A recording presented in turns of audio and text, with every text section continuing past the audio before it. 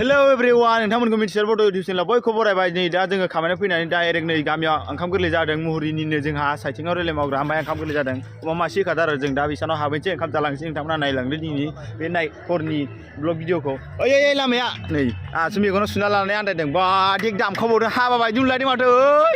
cycle पार्किंआ नै ओरै जासिगोन साइकेल पार्किंआ वा ओइ ओरै फै जों नायलाय रेले पार्किंआ फैजोब्बाय नै लोगोफ्रा लाखियो ओरै जोंहा ओरै मोसागासिनो दङ मोसाग्रा जायगायाव नै लागाव नै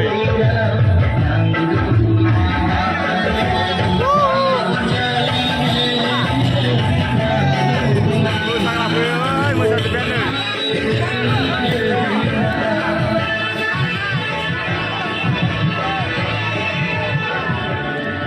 जों दा ओंखाम जाग्रा जुमाय लोंग्रा थिलियाव हाबफैबाय नै जोङो नै जिरायजोब्बायानो नै जा राखेब दङ जोंहा रबिन दं ओरै रुगुं दं गुमै ओमफ्राय ओरै जोंहा सनाराम दं माने जोंहा नै मा ओंख्रिफोरा दंबावो नायनो र' ओंखामफोरखौ देखायना लागाव लाब्रा नै बेदरा न'आव दोनहैदोंदां सैमा जागोन ना बिनिखायनो दोनहैबाय न'आव नै मा दंथाय माबा बेलाथि माबा ओंख्रि दंलाजोबोलै नै ओंखामा नै आराम दङ ओमफ्राय सैमाया नै बेदरखौ जागोन ना सैमाया ओंखाम दोनहैदों आरो ओमफ्राय नै अर सायगासिनो दं माखासे गोजांरुनो दा जों जानायखौ एसे देखायनोसै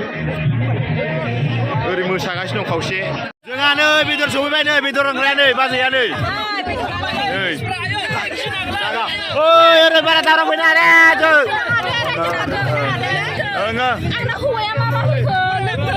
जागोन दे जागोन जोंना दा ओंखामा मोनफैसिगोन र' दसे जागोन दे ओंखाम सौफैबाय दे जोंहा माबा फैदों बाजै माबा मादै रानफैबाय नै मादैया दे होदो दे एसे होदो बेखौ गारनोसै माने जाथ'बाय दे आंना जाथ'बाय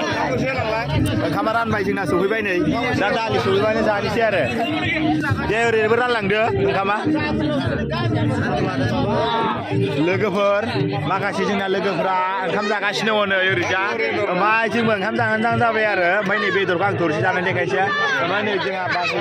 आब'बो जायो बाजैबो जायो आब' जायो गामि हाबा नालाय आब' ओंखाम रानगासिनो दं आरो ओमफ्राय दा आं ओंखाम जासिगोन दसे उनाव दा जानायखौ खबरसे एसे देखायगोन आङो ओमफ्राय नै बेदर दङ आसार दङ ओंखाम दङ दाल माबा अनला दङ नांथ'वा